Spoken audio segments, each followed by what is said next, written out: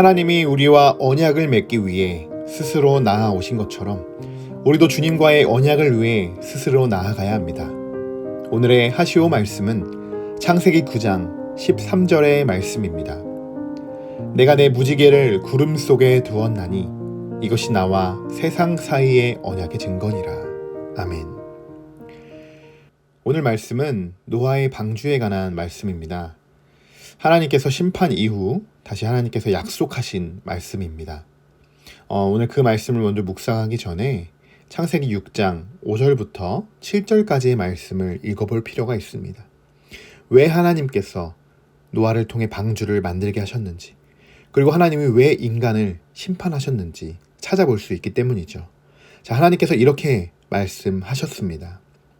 여호와께서 사람의 죄악이 세상에 가득함과 그의 마음으로 생각하는 모든 계획이 항상 악할 뿐임을 보시고 땅 위에 사람 지으셨음을 한탄하사 마음에 근심하시고 이르시되 내가 창조한 사람을 내가 지면에서 쓸어버리되 사람으로부터 가축과 기는 것과 공중의 새까지 그리하리니 이는 내가 그것들을 지었음을 한탄함이니라 하시니라. 아멘. 사람의 죄악이 세상에 가득했습니다. 그의 마음으로 생각하는 모든 계획이 항상 악하다고 말씀하셨습니다. 하나님은 이런 인간을 바라보시며 한탄하고 근심하게 되신 것이죠. 그 후 노아를 통해 반주를 만들고 홍수로 인해 모든 사람들을 지면에서 쓸어버리는 무서운 심판이 이어지게 되었습니다. 오늘 말씀에 앞서 죄의 위험성에 대해서 우리가 먼저 묵상해야 하는 줄 믿습니다. 인간의 죄의 결과는 이렇게 무서운 심판을 맞이하게 됩니다. 이런 무서운 심판이 끝난 뒤 하나님은 무지개를 보이시면서 오늘 약속하셨습니다. 내가 내 무지개를 구름 속에 두었나니 이것이 나와 세상 사이의 언약의 증거니라. 아멘. 다시는 물이 모든 육체를 멸하는 홍수가 되지 않을 것이라고 말씀하십니다. 자, 그 후에 그렇다면 인간은 죄를 짓지 않았을까요? 그렇지 않았죠. 그 이후에도 인간의 죄는 하늘을 찌를 듯 셀 수 없는 죄들을 지으며 살아갑니다. 그러나 하나님은 그들을 다시 이전과 같이 심판하지 않으셨습니다. 하지만 이 땅에 그의 아들을 보내시고 그분의 희생으로 우리를 죄에서 자유케 하셨습니다. 죄인인 우리가 죽은 것이 아닌 죄 없으신 하나님의 아들 독생자 예수 그리스도가 우리의 죄를 대신 짊어지게 되신 것이죠. 이것이 하나님의 방법입니다. 여러분, 그렇다면 우리들의 모습을 한번 돌아보십시오.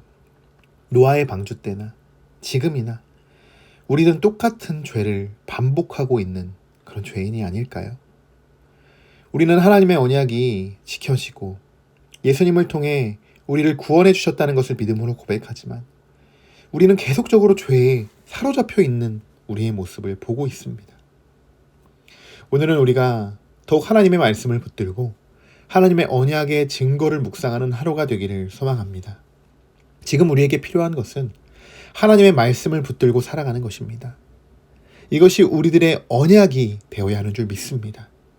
오늘도 내가 알게 모르게 짓는 죄들로 인해서 예수님은 지금 이 순간에도 나 때문에 고통을 당하고 계십니다. 나의 죄를 대신 지신 예수님께서 그 모든 아픔을 감당하고 계신다는 것이죠. 사랑하는 성도 여러분, 이번 한 주를 시작하며 우리가 죄에 사로잡히지 않도록 더욱 말씀에 깨어 살아가는 한 주간이 되시기를 주님의 이름으로 간절히 축원합니다. 기도하겠습니다. 내가 내 무지개를 구름 속에 두었나니 이것이 나와 세상 사이의 언약의 증거니라. 아멘. 우리에게 아름다운 무지개를 언약의 증거로 세워주신 하나님께 감사를 드립니다. 이번 한 주는 더욱더 예수님을 묵상하는 한 주가 되기를 소망합니다. 이 땅에 예수님의 오심을 기다리며 하나님의 사랑을 깨닫고 그 안에서 사랑의 나눔을 실천하는 우리 모두가 되기를 원합니다. 하루하루가 기쁨의 시간이 되게 하시고 말씀에만 의지하는 삶으로 살아가기를 간절히 소망하며 이 모든 말씀 지금도 우리와 함께 계시는 우리 주 예수 그리스도의 이름으로 기도드립니다.